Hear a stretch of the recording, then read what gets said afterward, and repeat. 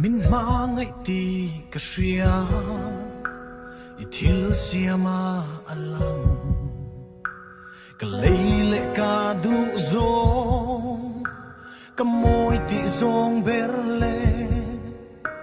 ka thin lung chung ril ber lua thi ni ku chua ten min ma ngai an shil fia eng po mai hia min ma ngai ti a shil fia mi sual ber hi nangin min ma ngai a katan ilu itan ka lu ti ka ria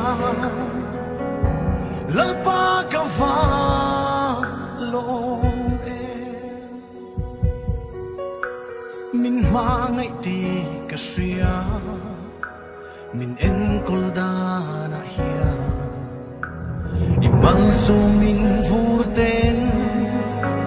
min ngai sak zia an shil mangai tu min pe a mangai tur min pe a min ma ngai an shil fia eng po mai hia min ma ngai ti a shil fia mi sual ber hi nangin min ma ngai a katan lu itan ka lu ti ka ria lalpa ka va lo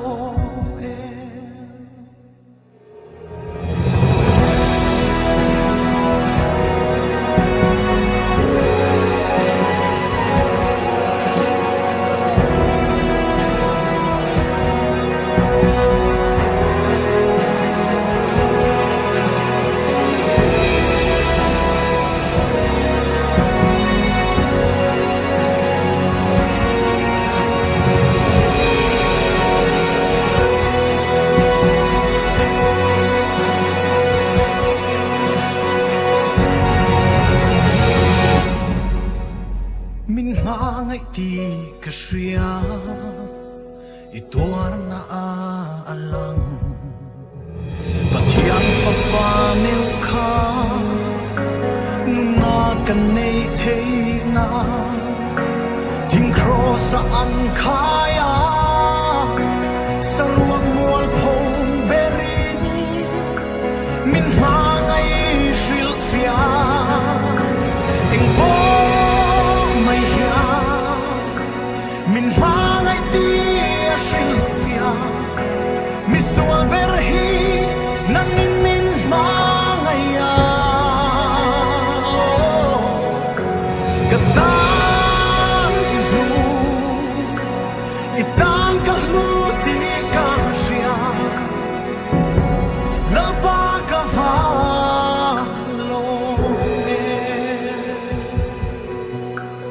katan ilu itan ka lu ti ka ria lalpa ka va lo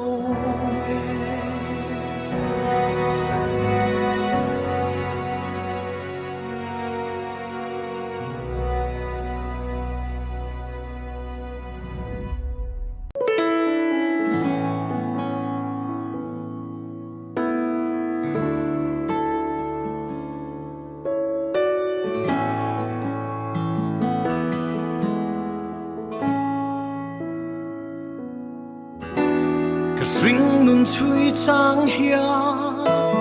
lung oi har mange har sat na le boy na te hia ni tin min hual trina chan pui tu reng om lo ang hia thin lung arun trina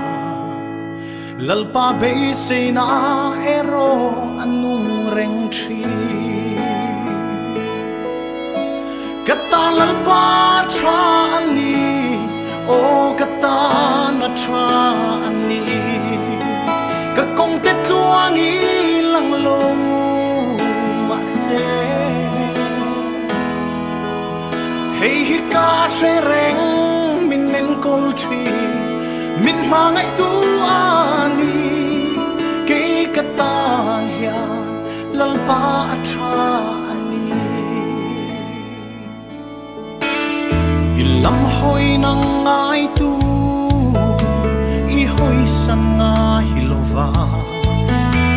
i muti trin i ngai sak zia i ti sak an so i tri ke be se tu reng nei lo hi lal pa ilam ka hoi nang ma chau ani kan be se me en chu